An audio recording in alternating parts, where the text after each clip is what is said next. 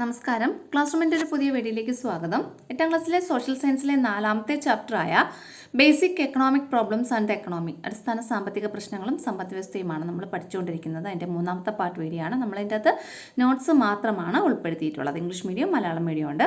ഇതിനു മുന്നേ 2 part videos upload ചെയ്തിട്ടുണ്ട്. അത് നമ്മളൊരു പ്ലേലിസ്റ്റ് ആക്കി വെച്ചിട്ടുണ്ട്. അപ്പോൾ നിങ്ങൾക്ക് ആ പ്ലേലിസ്റ്റിൻ്റെ ലിങ്ക് ഡിസ്ക്രിപ്ഷൻ ബോക്സിൽ അവൈലബിൾ ആണ്. അപ്പോൾ അവിടെ നിന്ന് യൂസ് ചെയ്യാവുന്നതാണ്. അതുപോലെ തന്നെ ഫിസിക്സ്, കെമിസ്ട്രി, ബയോളജി ഒക്കെ നമ്മൾ വീഡിയോ പ്ലേലിസ്റ്റായിട്ട് അപ്ലോഡ് ചെയ്തിട്ടുണ്ട്. അപ്പോൾ അതിൻ്റെയൊക്കെ ലിങ്ക് ഡിസ്ക്രിപ്ഷൻ ബോക്സിലുണ്ട്. അപ്പോൾ നമുക്ക് ക്ലാസ്സിലേക്ക് കിടക്കാം. അപ്പോൾ ഫസ്റ്റ് ക്വസ്റ്റ്യൻ ഇതാണ്: വാട്ട് ഈസ് എക്കണോമി? എന്താണ് സമ്പദ് വ്യവസ്ഥ? നോക്കിയോളൂ.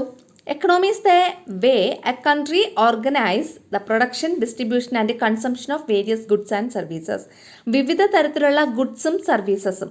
ഗുഡ്സ് ആൻഡ് സർവീസസ് എന്ന് പറഞ്ഞാൽ സാധനങ്ങളുടെയും സേവനങ്ങളുടെയും പ്രൊഡക്ഷൻ, അവയുടെ ഉൽപ്പാദനം, പിന്നെ ഡിസ്ട്രിബ്യൂഷൻ, അവയുടെ വിതരണം, പിന്നെ കൺസംഷൻ, അവയുടെ ഉപഭോഗം എന്നിവ ഓർഗനൈസ് ചെയ്യുന്നത്, ഒരു രാജ്യം ഓർഗനൈസ് ചെയ്യുന്ന ആ ഒരു രീതിയാണ് എന്ത് പറയുന്നത്, എക്കണോമി എന്ന് പറയുന്നത്.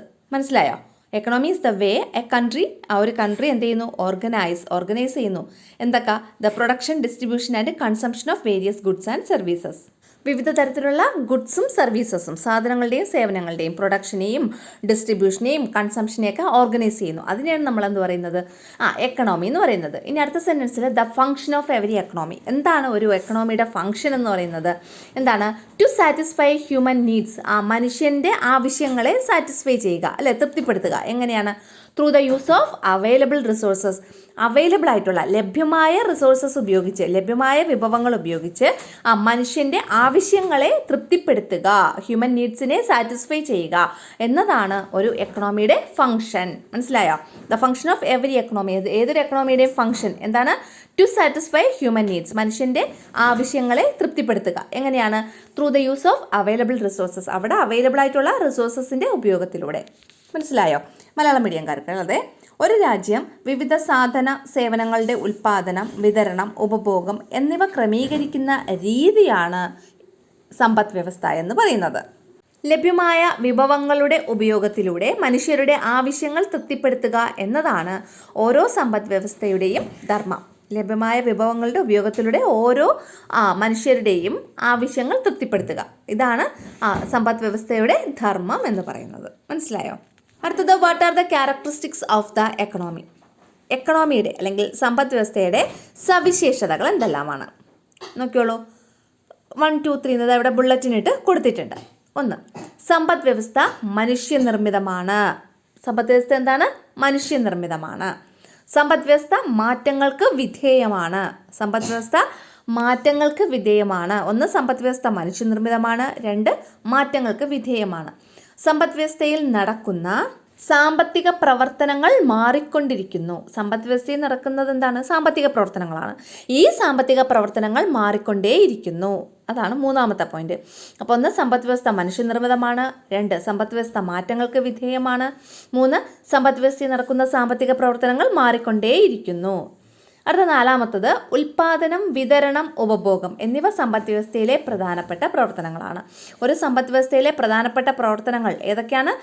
ഉൽപ്പാദനം, അല്ലേ, ഉൽപ്പാദനം, ഓരോ ഉൽപ്പന്നങ്ങളുടെ ഉൽപ്പാദനം, പിന്നെ അവയുടെ വിതരണം, പിന്നെ അവയുടെ ഉപഭോഗം. ഈ 3 പ്രവർത്തനങ്ങളാണ് സമ്പദ് വ്യവസ്ഥയിലെ പ്രധാനപ്പെട്ട പ്രവർത്തനങ്ങൾ എന്ന് പറഞ്ഞാൽ. ഇത് ഇത്രയാണ്. ഇത് 4 പോയിന്റ്സ് ആണ് സമ്പദ് വ്യവസ്ഥയുടെ സവിശേഷതകൾ, അല്ലേ, ക്യാരക്ടറിസ്റ്റിക്സ് ഓഫ് എക്കണോമി. ഏതൊക്കെയാണെന്ന് നോക്കാം. First, economy is man made. Economy എന്താണ്? മാൻ മെയ്ഡ് ആണ്, മനുഷ്യനിർമ്മിതമാണ്. 2, economy is subject to change. Economy മാറിക്കൊണ്ടേയിരിക്കുന്നു. Economy is subject to change. മാറിക്കൊണ്ടേയിരിക്കുന്നു. Economy is subject to change. അടുത്ത, economic activities in the economy keep changing.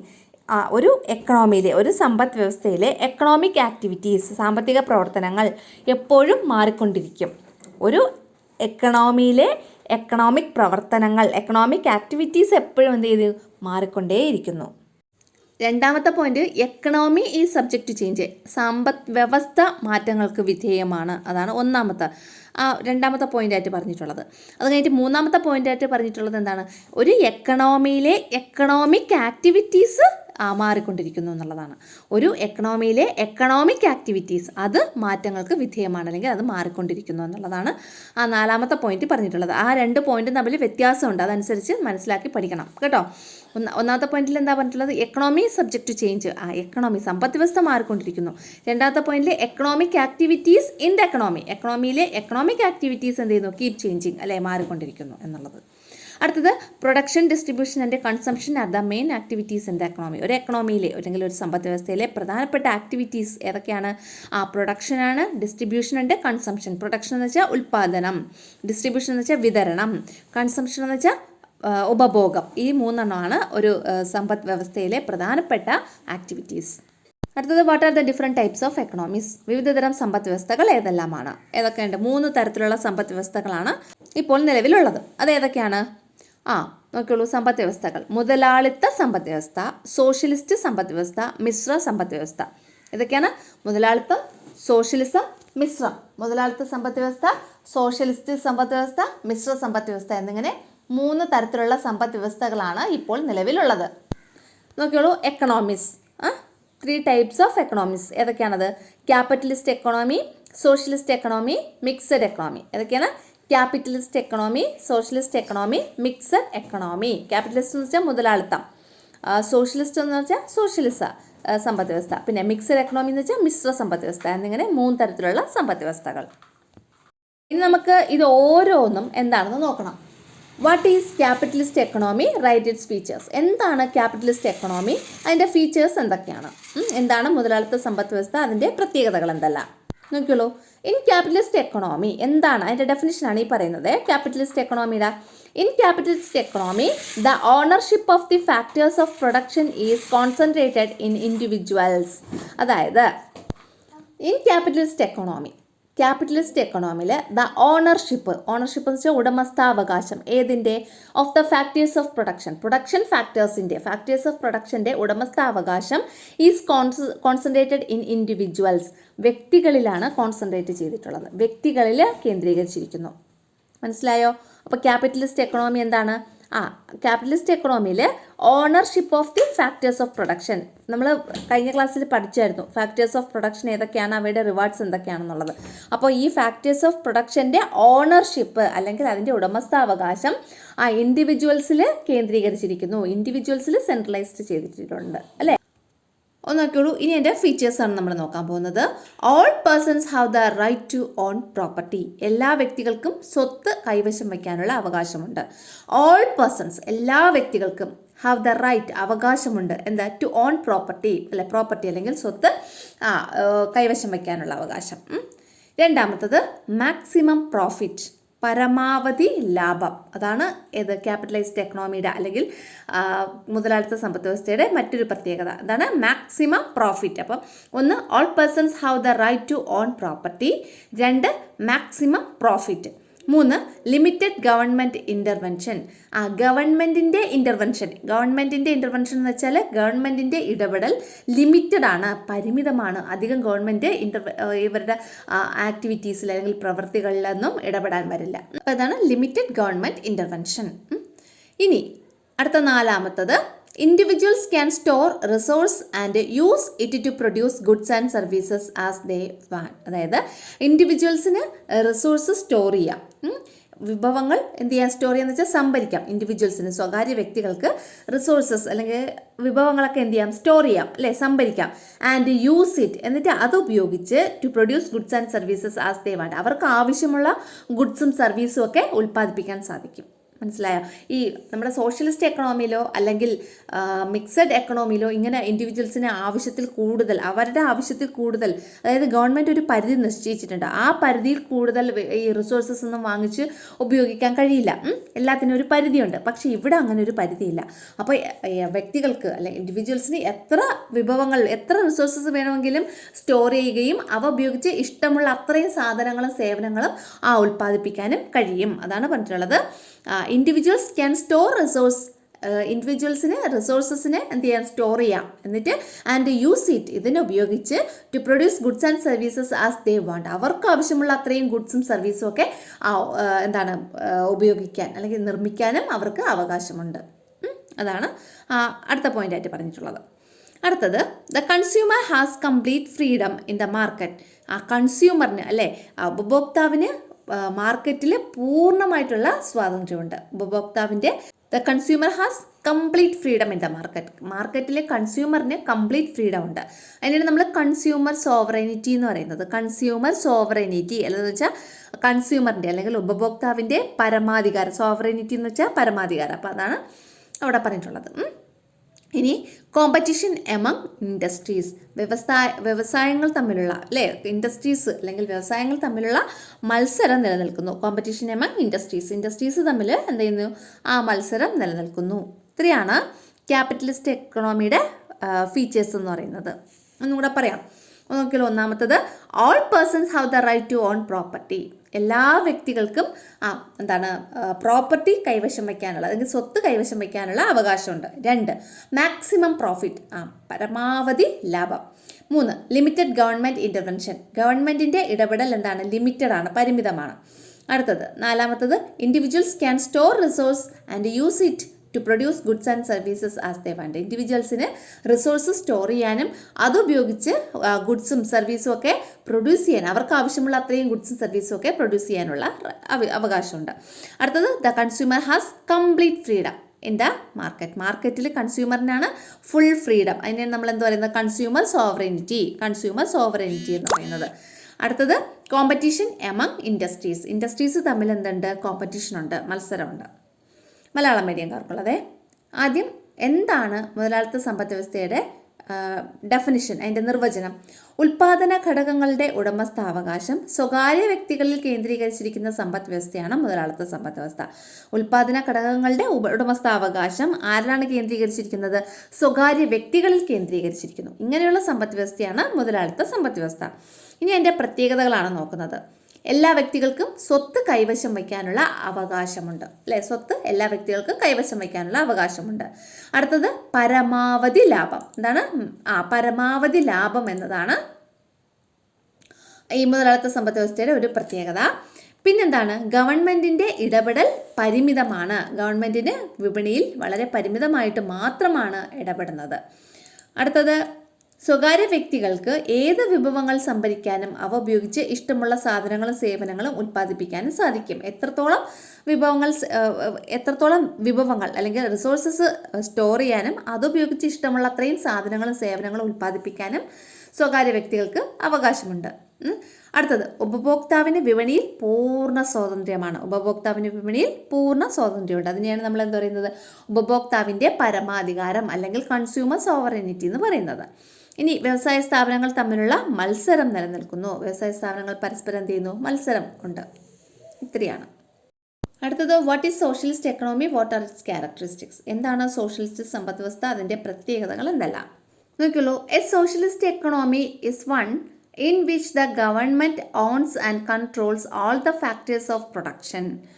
അതായത് socialist എക്കണോമിയിൽ എന്താണ്? ഇവിടെ government owns and controls. ഗവൺമെൻറ്റിനാണ് ഉടമസ്ഥാവകാശവും പിന്നെ കൺട്രോൾ, നിയന്ത്രണവും.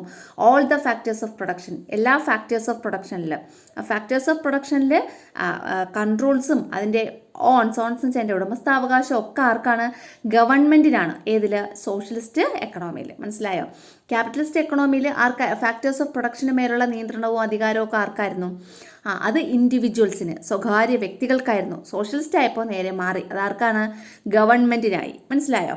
അപ്പോൾ socialist economy is one in which the government owns and controls all the factors of production. എല്ലാ factors of പ്രൊഡക്ഷനെയും ഉടമസ്ഥാവകാശം, owns, അതിൻ്റെ ഓണ് പിന്നെ നിയന്ത്രണം, കൺട്രോളും ഒക്കെ ആർക്കാണ്? ഗവൺമെൻറ്റിനാണ്. A centralized planning committee will take decisions on economic activities. ഇവിടെ എക്കണോമിക് ആക്ടിവിറ്റീസ് അല്ലെങ്കിൽ സാമ്പത്തിക പ്രവർത്തനങ്ങളിലുള്ള ഡിസിഷൻസ് ഒക്കെ എടുക്കുന്നത് ആരായിരിക്കും? ഒരു സെൻട്രലൈസ്ഡ് പ്ലാനിംഗ് കമ്മിറ്റി അല്ലെങ്കിൽ കേന്ദ്രീകൃത ആസൂത്രണ സമിതി. സെൻട്രലൈസ്ഡ് പ്ലാനിംഗ് കമ്മിറ്റി, ഒരു സെൻട്രലൈസ്ഡ് പ്ലാനിംഗ് കമ്മിറ്റി, അതിനെയാണ് കേന്ദ്രീകൃത ആസൂത്രണ സമിതി എന്ന് പറയുന്നത്. ഈ കേന്ദ്രീകൃത ആസൂത്രണ സമിതിയാണ് എക്കണോമിക് ആക്ടിവിറ്റീസ്, സാമ്പത്തിക പ്രവർത്തനങ്ങളിലുള്ള ഡിസിഷൻസ് ഒക്കെ എടുക്കുന്നത്. മനസ്സിലായോ? അപ്പം സോഷ്യലിസ്റ്റ് എക്കണോമി എന്താണ്? സോഷ്യലിസ്റ്റ് എക്കണോമി എന്ന് പറയുമ്പോൾ ഇവിടെ ഫാക്ടേഴ്സ് ഓഫ് പ്രൊഡക്ഷനെ കൺട്രോൾ ചെയ്യുകയും അതിനെ ഓൺ ചെയ്യുകയൊക്കെ ചെയ്യുന്നത് ആരാണ്? ഗവൺമെൻറ് ആണ്. എന്നാൽ ക്യാപിറ്റലിസ്റ്റ് എക്കണോമിയിലാണെങ്കിൽ ആരായിരുന്നു? ഇൻഡിവിജ്വൽസ് ആയിരുന്നു.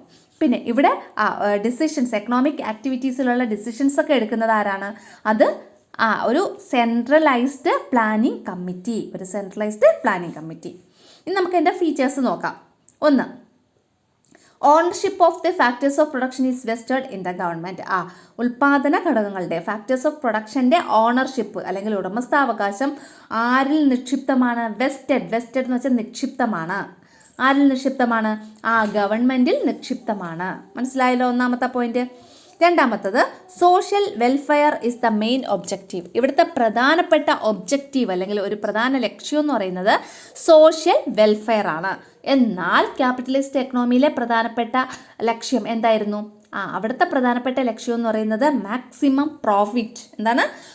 പരമാവധി ലാഭം അല്ലേ, മാക്സിമം പ്രോഫിറ്റ്. ഇവിടെ എന്താണ്? സോഷ്യൽ വെൽഫെയർ അല്ലെങ്കിൽ സാമൂഹിക ക്ഷേമം അല്ലേ, മനുഷ്യരുടെ ക്ഷേമം. അതാണ് ഇവിടുത്തെ പ്രധാനപ്പെട്ട ഒബ്ജക്റ്റീവ്. അടുത്തത്, government controls over the market. ഇവിടെ ഗവൺമെൻറ്റിനാണ് നിയന്ത്രണം. മാർക്കറ്റിൻ്റെ നിയന്ത്രണം ആരുടെ കയ്യിലാണ്? ഗവൺമെൻറ്റിൻ്റെ കയ്യിലാണ്. ക്യാപിറ്റലിസ്റ്റ് എക്കണോമിയിൽ മാർക്കറ്റിൻ്റെ നിയന്ത്രണം ആരുടെ കയ്യിലായിരുന്നു? കൺസ്യൂമേഴ്സിൻ്റെ കയ്യിലല്ലേ, അല്ലെങ്കിൽ ഇൻഡിവിജ്വൽസിൻ്റെ കയ്യിൽ അല്ലേ, അങ്ങനെയല്ലേ നമ്മൾ പറഞ്ഞത്. അപ്പോൾ ഇവിടെ മാർക്കറ്റിൻ്റെ കൺട്രോൾ ആരുടെ കയ്യിലാണ്? ഗവൺമെൻറ്റിൻ്റെ കയ്യിൽ. Governments control over the market. ഗവൺമെൻറ്റാണ് മാർക്കറ്റിൻ്റെ മേലെ കൺട്രോൾ ചെയ്യുന്നത്. അടുത്ത point, the central planning committee utilises resources keeping in view the availability of resources and national objectives. അതായത് central planning committee utilises resources. ഈ സെൻട്രൽ പ്ലാനിംഗ് കമ്മിറ്റി അല്ലെങ്കിൽ കേന്ദ്ര ആസൂത്രണ സമിതി റിസോഴ്സസ് അല്ലെങ്കിൽ വിഭവങ്ങളൊക്കെ യൂട്ടിലൈസ് ചെയ്യുന്നത്, ഉപയോഗപ്പെടുത്തുന്നത് എങ്ങനെയാണ്? കീപ്പിംഗ് ഇൻ വ്യൂ എന്ത് മുൻനിർത്തിയാണ്? The availability of resources. റിസോഴ്സസിൻ്റെ അവൈലബിലിറ്റി, വിഭവങ്ങളുടെ ലഭ്യത എത്രത്തോളമാണ്. And national objective. പിന്നെ നമ്മുടെ നാഷണൽ ഒബ്ജക്റ്റീവ് എന്ന് വെച്ചാൽ നമ്മുടെ രാജ്യത്തിൻ്റെ ലക്ഷ്യം എന്താണ്, അതിനെയൊക്കെ മനസ്സിലാക്കി അതൊക്കെ എന്താണ് എന്നുള്ളത് മനസ്സിലാക്കിയാണ് ഈ സെൻട്രൽ പ്ലാനിംഗ് കമ്മിറ്റി റിസോഴ്സസ് ഒക്കെ ഉപയോഗിക്കുന്നത് അല്ലെങ്കിൽ യൂട്ടിലൈസ് ചെയ്യുന്നത്. മനസ്സിലായോ? The central planning committee utilises resources. Central planning committee റിസോഴ്സൊക്കെ യൂട്ടിലൈസ് ചെയ്യുന്നത് എങ്ങനെയാണ്? കീപ്പിംഗ് ഇൻ വ്യൂ എന്തിനെ മുൻനിർത്തിയാണ്? ദ അവൈലബിലിറ്റി ഓഫ് റിസോഴ്സസിൻ്റെ അവൈലബിലിറ്റി ആൻഡ് നാഷണൽ ഒബ്ജക്റ്റീവ്സ്. പിന്നെ ദേശത്തിൻ്റെ താല്പര്യം അല്ലേ, അല്ലെങ്കിൽ ദേശത്തിൻ്റെ നമ്മുടെ രാജ്യത്തിൻ്റെ ഒബ്ജക്റ്റീവ് ലക്ഷ്യം എന്താണ് അതൊക്കെ മനസ്സിലാക്കിയാണ് റിസോഴ്സസ് യൂട്ടിലൈസ് ചെയ്യുന്നത്. എന്നാൽ നമ്മൾ നേരത്തെ ഇത് പറഞ്ഞില്ലേ, ക്യാപിറ്റലിസ്റ്റ് എക്കണോമിയിൽ എന്താ പറഞ്ഞത്? എത്ര വേണമെങ്കിലും റിസോഴ്സ് വാങ്ങുക, പിന്നെ സ്റ്റോർ ചെയ്യുക, എത്ര വേണമെങ്കിലും സാധനങ്ങളും സേവനങ്ങളും ഗുഡ്സ് ആൻഡ് സർവീസസ് ഉൽപ്പാദിപ്പിക്കുകയും ചെയ്യാം, പ്രൊഡ്യൂസ് ചെയ്യുകയും ചെയ്യാം അല്ലേ. അതിന് ഒരു ലിമിറ്റും എങ്ങുമില്ല അല്ലേ. വ്യക്തികൾക്ക് എത്രത്തോളം റിസോഴ്സസ് സ്റ്റോർ ചെയ്യാനും എത്രത്തോളം ഗുഡ്സും സർവീസും ഉൽപ്പാദിപ്പിക്കാനും എന്താണ് സ്വാതന്ത്ര്യമുണ്ടോ? ഏതിൽ? ക്യാപിറ്റലിസ്റ്റ് എക്കണോമിയിൽ. നമ്മൾ ഒരു പോയിന്റ് പറഞ്ഞിട്ടുണ്ടായിരുന്നു അല്ലേ. അടുത്തത്, reducing inequality in income and wealth. Income വരുമാനത്തിലും വെൽത്ത് സ്വത്തിലും സമ്പത്തിലുമുള്ള ഇനിക്വാളിറ്റി അസമത്വം എന്ത് ചെയ്യുന്നു? റെഡ്യൂസ് ചെയ്യുന്നു, കുറയ്ക്കുന്നു. ഏതിൽ? സോഷ്യലിസ്റ്റ് എക്കണോമിയിൽ എന്താണ്? റെഡ്യൂസിങ് ഇനിക്വാലിറ്റി റെഡ്യൂസ് ചെയ്യുന്നു. ഏതിലൊക്കെ? ഇൻകം ആൻഡ് വെൽത്ത്, ഇൻകത്തിലും വെൽത്തിലുള്ള. അപ്പോൾ ഇത്രയാണ് സോഷ്യലിസ്റ്റ് എക്കണോമിയുടെ ഫീച്ചേഴ്സ് എന്ന് പറയുന്നത്. നോക്കുള്ളൂ, സോഷ്യലിസ്റ്റ് സമ്പദ് വ്യവസ്ഥ എല്ലാ ഉൽപാദന ഘടകങ്ങളുടെയും ഉടമസ്ഥാവകാശവും നിയന്ത്രണവും ഗവൺമെൻറ്റിൽ നിക്ഷിപ്തമായിരിക്കുന്നതാണ് സോഷ്യലിസ്റ്റ് സമ്പദ് വ്യവസ്ഥ. ഒരു കേന്ദ്രീകൃത ആസൂത്രണ സമിതിയായിരിക്കും സാമ്പത്തിക പ്രവർത്തനങ്ങളിൽ തീരുമാനമെടുക്കുന്നത്. മനസ്സിലായോ? അപ്പോൾ എല്ലാ ഉൽപാദന ഘടകങ്ങളുടെയും ഉടമസ്ഥാവകാശവും നിയന്ത്രണവും ഗവൺമെൻറ്റിൽ നിക്ഷിപ്തമായിരിക്കുന്ന സമ്പദ് വ്യവസ്ഥയാണ് ഏത്? സോഷ്യലിസ്റ്റ് സമ്പദ് വ്യവസ്ഥ എന്നറിയപ്പെടുന്നത്. പിന്നെ ഇവിടെ എല്ലാ കാര്യങ്ങളിലൊക്കെ തീരുമാനമെടുക്കുന്നത് അല്ലെങ്കിൽ സാമ്പത്തിക പ്രവർത്തനങ്ങളിൽ തീരുമാനമെടുക്കുന്നത് ആരാണ്? ഒരു കേന്ദ്രീകൃത ആസൂത്രണ സമിതിയാണ്. മനസ്സിലായല്ലോ? ഇനി എൻ്റെ പ്രത്യേകതകൾ. ഉൽപാദന ഘടകങ്ങളുടെ ഉടമസ്ഥാവകാശം ഗവൺമെൻറ്റിൽ നിക്ഷിപ്തമായിരിക്കും. മുതലാളിത്ത സമ്പദ് വ്യവസ്ഥയിൽ ആണെങ്കിൽ അത് ഇൻഡിവിജ്വൽസിൽ അല്ലെ, വ്യക്തികളിലാണ് നിക്ഷിപ്തമായിരിക്കുന്നത്. അടുത്തത്, സാമൂഹിക ക്ഷേമമാണ് പ്രധാന ലക്ഷ്യം. ഇവിടുത്തെ പ്രധാന ലക്ഷ്യം സാമൂഹിക ക്ഷേമം. അവിടുത്തെ പ്രധാന ലക്ഷ്യം എന്തായിരുന്നു? ക്യാപിറ്റലിസ്റ്റ് അല്ലെങ്കിൽ മുതലാളിത്ത സമ്പദ് വ്യവസ്ഥയിൽ പരമാവധി ലാഭം, അതായിരുന്നു അവിടുത്തെ പ്രധാന ലക്ഷ്യം. ഇവിടുത്തെ സാമൂഹിക ക്ഷേമം. അടുത്ത മൂന്നാമത്തത്, വിപണിയുടെ മേൽ ഗവൺമെൻറ്റിൻ്റെ നിയന്ത്രണം. വിപണിയുടെ മേൽ ആരുടെ നിയന്ത്രണമുണ്ട്? ഗവൺമെൻറ്റിൻ്റെ നിയന്ത്രണമുണ്ട്. വിപണിയുടെ മേൽ ഗവൺമെൻറ്റിൻ്റെ നിയന്ത്രണം. അടുത്ത നാലാമത്തത്, വിഭവങ്ങളുടെ ലഭ്യതയും ദേശീയ ലക്ഷ്യങ്ങളും മുൻനിർത്തി കേന്ദ്ര ആസൂത്രണ സമിതി വിഭവങ്ങളെ വിനിയോഗിക്കുന്നു. ഇവിടെ വിഭവങ്ങൾ നമുക്ക് ഇഷ്ടമുള്ള അത്രയും ഇഷ്ടമുള്ള രീതിയിൽ ഉപയോഗിക്കാനുള്ള സ്വാതന്ത്ര്യമില്ല.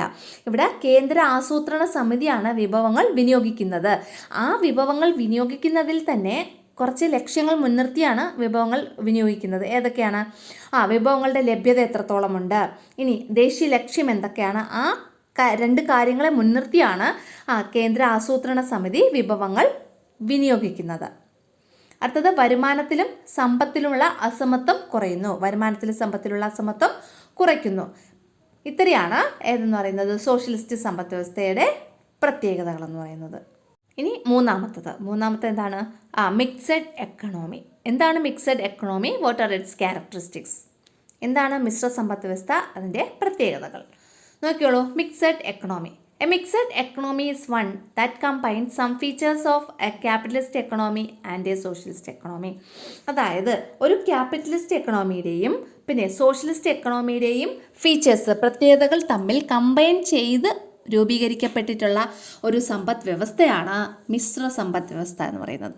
അതായത് ക്യാപിറ്റലിസ്റ്റ് എക്കണോമിയുടെ നല്ല കാര്യങ്ങളും അതുപോലെ സോഷ്യലിസ്റ്റ് എക്കണോമിയുടെ നല്ല കാര്യങ്ങളും എടുക്കുന്നു, എന്നിട്ട് ഇവ തമ്മിൽ ജോയിൻ ചെയ്ത് ഒരു സമ്പദ് വ്യവസ്ഥ രൂപീകരിച്ചു. അതാണ് മിക്സഡ് എക്കണോമി അല്ലെങ്കിൽ മിശ്ര സമ്പദ് വ്യവസ്ഥ.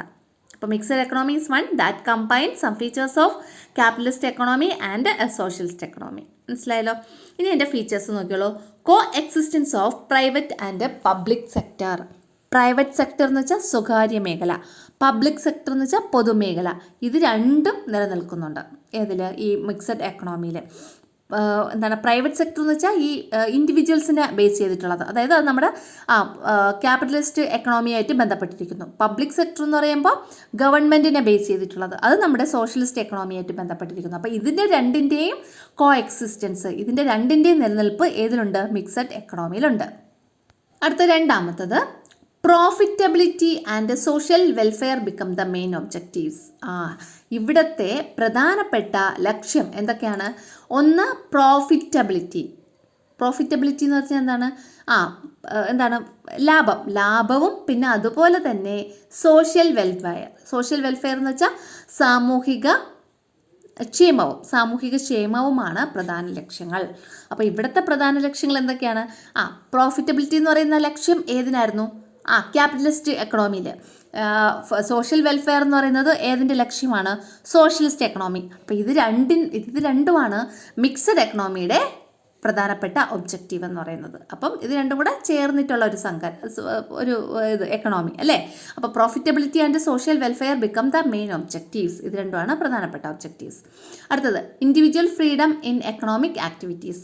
എക്കണോമിക് ആക്ടിവിറ്റീസിൽ ഇൻഡിവിജ്വൽസിന് ഫ്രീഡം കൊടുക്കുന്നുണ്ട്.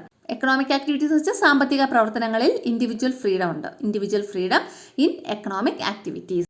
ഇൻഡിവിജ്വൽ ഫ്രീഡം എന്ന് വെച്ചാൽ വ്യക്തികൾക്ക് സ്വാതന്ത്ര്യം നൽകുന്നുണ്ട് സാമ്പത്തിക പ്രവർത്തനങ്ങളിൽ. അടുത്തത് financial planning for preparation of government schemes. Government schemes എന്ന് വെച്ചാൽ ഗവൺമെൻറ്റിൻ്റെ പദ്ധതികൾ പ്രിപ്പയർ ചെയ്യുന്നതിന് വേണ്ടിയിട്ട് സാമ്പത്തിക ആസൂത്രണം നടത്തുന്നു. ഫിനാൻഷ്യൽ പ്ലാനിങ് അല്ലേ. ഫിനാൻഷ്യൽ പ്ലാനിങ് എന്ന് പറയുമ്പോൾ സാമ്പത്തിക ആസൂത്രണം എന്തിനാണ്? ഫോർ പ്രിപ്പറേഷൻ, തയ്യാറാക്കാൻ ഓഫ് ഗവൺമെൻറ് സ്കീംസ് അല്ലേ. ഗവൺമെൻറ്റിൻ്റെ പദ്ധതികൾ തയ്യാറാക്കാനുള്ള സാമ്പത്തിക ആസൂത്രണം നടത്തുന്നു. ഏതിൽ? ഈ മിക്സഡ് എക്കണോമിയിൽ. അടുത്തത് government regulation of commodity prices in certain sectors. ഈ ചില മേഖലകളിൽ സർട്ടൺ സെക്ടേഴ്സ് എന്ന് വെച്ചാൽ ചില മേഖലകളിൽ ഈ കമ്മോഡിറ്റി പ്രൈസസ് എന്ന് വെച്ചാൽ സാധനങ്ങളുടെ വിലയിൽ കമ്മോഡിറ്റി എന്ന് വെച്ചാൽ സാധനം, ഗുഡ്സ് എന്ന് പറയുന്ന അതിൻ്റെ വേറൊരു വേർഡാണ് കമ്മോഡിറ്റി എന്ന് പറയുന്നത്. അപ്പോൾ കമ്മോഡിറ്റി പ്രൈസസ് എന്ന് പറയുമ്പോൾ സാധനങ്ങളുടെ വിലയിൽ ഗവൺമെൻറ് റെഗുലേഷൻ, ഗവൺമെൻറ്റിൻ്റെ നിയന്ത്രണമുണ്ട്. അപ്പോൾ ഗവൺമെൻറ്റിൻ്റെ നിയന്ത്രണമുണ്ട്. ഏതിലാണ്? Commodity prices in certain sectors. ചില മേഖലകളിലെ സാധനങ്ങളുടെ വിലയിൽ ഗവൺമെൻറ്റിൻ്റെ ഒരു നിയന്ത്രണമുണ്ട്. ഇനി government gives priority to essential goods and services. Essential ആയിട്ടുള്ള ഒഴിച്ചുകൂടാനാവാത്ത ഗുഡ്സിനും സാധനങ്ങൾക്കും സേവനങ്ങൾക്കും ഗവൺമെൻറ് എന്ത് നൽകുന്നു? പ്രയോറിറ്റി നൽകുന്നു, പ്രാധാന്യം നൽകുന്നു. ഇത്രയാണ് മിക്സഡ് എക്കണോമിയുടെ പ്രത്യേകതകൾ. നമ്മുടെ ഇന്ത്യയിൽ ഏത് എക്കണോമിയാണ്? ഓരോ രാജ്യങ്ങൾക്കും ഓരോ എക്കണോമിയുണ്ട്. അപ്പോൾ ഇന്ത്യയിലുള്ള എക്കണോമി ഏതാണ്? ക്യാപിറ്റലിസ്റ്റ് ആണോ, സോഷ്യലിസ്റ്റ് ആണോ, മിക്സഡ് എക്കണോമിയാണോ? ഇന്ത്യയിൽ നിലനിൽക്കുന്നത് മിക്സഡ് എക്കണോമിയാണ് കേട്ടോ. മലയാളം മീഡിയംകാർക്കുള്ള നോക്കിയുള്ളൂ. മിശ്ര സമ്പദ് വ്യവസ്ഥ. മുതലാളിത്ത സമ്പദ് വ്യവസ്ഥയുടെയും സോഷ്യലിസ്റ്റ് സമ്പദ് വ്യവസ്ഥയുടെയും ചില പ്രത്യേകതകൾ ഒരുമിച്ച് കാണാൻ കഴിയുന്നതാണ് മിശ്ര സമ്പദ് വ്യവസ്ഥ. അതിൻ്റെ പ്രത്യേകതകൾ: സ്വകാര്യ മേഖലയുടെയും പൊതുമേഖലയുടെയും സഹവർത്തിത്വം, ലാഭേച്ഛയും സാമൂഹ്യക്ഷേമവും പ്രധാന ലക്ഷ്യങ്ങൾ, സാമ്പത്തിക പ്രവർത്തനങ്ങളിലെ വ്യക്തി സ്വാതന്ത്ര്യം, ഗവൺമെൻറ് പദ്ധതികൾ തയ്യാറാക്കുന്നതിനുള്ള സാമ്പത്തിക ആസൂത്രണം, ചില മേഖലകളിൽ സാധനങ്ങളുടെ വിലയിൽ ഗവൺമെൻറ്റിൻ്റെ നിയന്ത്രണം, അവശ്യ സാധനങ്ങൾക്കും സേവനങ്ങൾക്കും ഗവൺമെൻറ് പ്രാധാന്യം നൽകുന്നു. ഇത്രയും മനസ്സിലായോ? അവിടെ എന്തുണ്ട്? സ്വകാര്യ മേഖലയുണ്ട്, പൊതുമേഖലയുണ്ട്. അപ്പോൾ സ്വകാര്യ മേഖലയുടെയും പൊതുമേഖലയുടെയും സഹവർത്തിത്വം. അടുത്ത രണ്ടാമത്തത് ലാഭേച്ഛ, അല്ലേ? ലാഭം വേണം, അതോടൊപ്പം തന്നെ സാമൂഹ്യക്ഷേമവും, അല്ലേ? അത് രണ്ടുമാണ് പ്രധാന ലക്ഷ്യങ്ങൾ. ലാഭേച്ഛയും സാമൂഹ്യക്ഷേമവുമാണ് പ്രധാനപ്പെട്ട ലക്ഷ്യങ്ങൾ. ലാഭേച്ഛ എന്ന് പറയുന്നത് ക്യാപിറ്റലിസ്റ്റ് എക്കണോമി, സാമൂഹ്യക്ഷേമം എന്ന് പറയുന്നത് സോഷ്യലിസ്റ്റ് എക്കണോമി. അപ്പോൾ ഇത് രണ്ടിൻ്റെയും കൂടെ ഒരു സങ്കര രൂപമാണ് എന്ന് പറയുന്നത് മിക്സഡ് എക്കണോമി അല്ലെങ്കിൽ മിശ്ര സമ്പദ് വ്യവസ്ഥ. ഇനി സാമ്പത്തിക പ്രവർത്തനങ്ങളിലെ വ്യക്തി സ്വാതന്ത്ര്യമുണ്ട്. ഇനി ഗവൺമെൻറ് പദ്ധതികൾ തയ്യാറാക്കുന്നതിനുള്ള സാമ്പത്തിക ആസൂത്രണം, അല്ലെ, ഫിനാൻഷ്യൽ പ്ലാനിങ് നമ്മൾ നടത്തുന്നുണ്ട്. പിന്നെ ചില മേഖലകളിൽ സാധനങ്ങളുടെ വിലയിൽ ഗവൺമെൻറ്റിൻ്റെ നിയന്ത്രണം, അല്ലെ? എല്ലാ സ്ഥലത്തും സാധനങ്ങളൊക്കെ അതിഭീകര വില ആയിരിക്കില്ല. ചില സ്ഥലത്ത് ഗവൺമെൻറ് സബ്സിഡി കാണും, അല്ലേ? അപ്പോൾ അവിടെയൊക്കെ സാധനങ്ങളുടെ വിലയിൽ ഗവൺമെൻറ്റിൻ്റെ നിയന്ത്രണമുണ്ട്, അല്ലേ? അടുത്തത് അവശ്യ സാധനങ്ങൾക്കും സേവനങ്ങൾക്കും ഗവൺമെൻറ് പ്രാധാന്യം നൽകുന്നു, അല്ലേ? ആവശ്യമായിട്ടുള്ളത്, നമുക്ക് ഒഴിച്ചുകൂടാനാവാത്ത എല്ലാ ദിവസവും ആവശ്യമായിട്ടുള്ള സാധനങ്ങളുണ്ട്. അങ്ങനെയുള്ള സാധനങ്ങളും സേവനങ്ങളും ഗവൺമെൻറ് പ്രാധാന്യം നൽകുന്നു. മിശ്ര സമ്പദ് വ്യവസ്ഥയുടെ പ്രത്യേകതകൾ. അടുത്ത, India has adopted dash economy after independence.